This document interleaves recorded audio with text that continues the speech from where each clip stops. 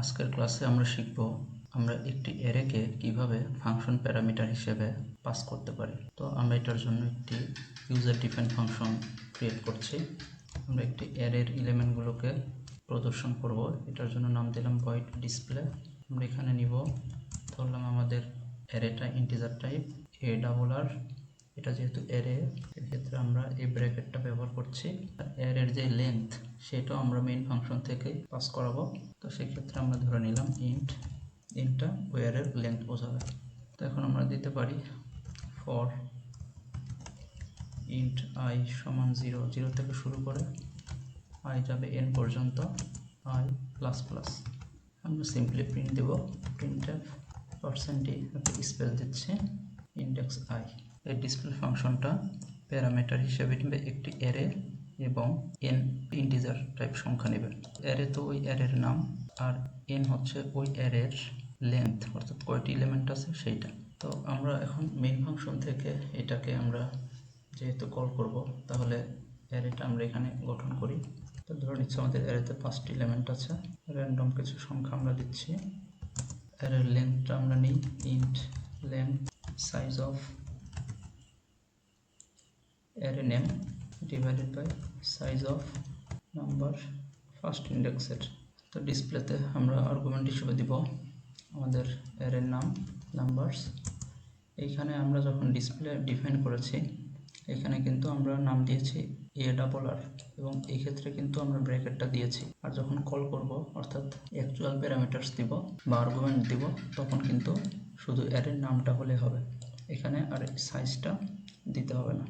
আর আমাদের আরও একটা আর্গুমেন্ট পাস করতে হবে, সেটা হচ্ছে লেন্থ।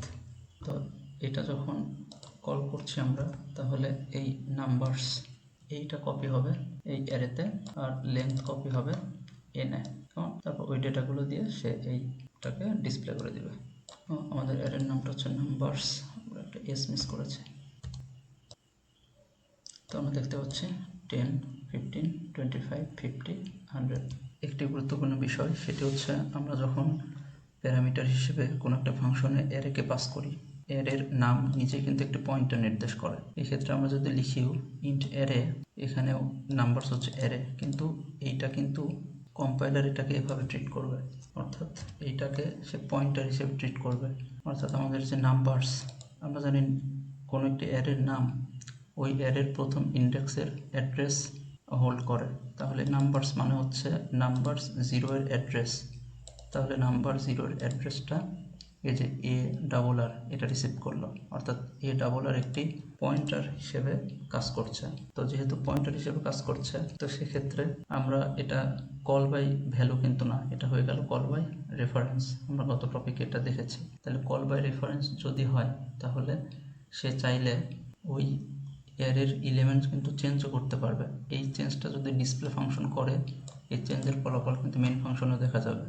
অর্থাৎ এটা যেহেতু একটা অ্যাড্রেসকে কপি করেছে, যেই চেঞ্জ ডিসপ্লেতে ঘটবে ওই চেঞ্জটা মেইন ফাংশন থেকেও আমরা দেখতে পাবো। তো এটা চেক করার জন্য আমরা জাস্ট এইখানে এই কাজগুলো একে দিয়ে না করিয়ে আমরা এটাকে অ্যারের এলিমেন্ট চেঞ্জ করার ক্ষেত্রে ব্যবহার করতে পারি। যেমন অ্যারে 0, এটা প্রথম ভ্যালুটাকে আমরা চেঞ্জ করে দিলাম 500-তে।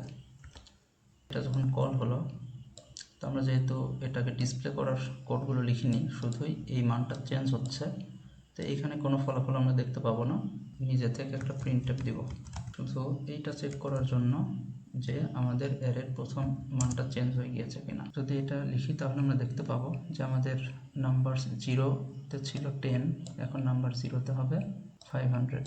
ওকে, তো আমরা দেখতে পাচ্ছি 500। তাহলে আমরা শিখলাম যে কোনো একটা ফাংশন যদি অ্যারেকে রিসিভ করে, এটার কোডগুলো সতর্কতার সাথে আমাদের লিখতে হবে, যেন আমাদের মেইন অ্যারেটা চেঞ্জ না হয়ে যায়, বা যদি চেঞ্জ করেও সেটা যেন আমরা কনশাসলি করি।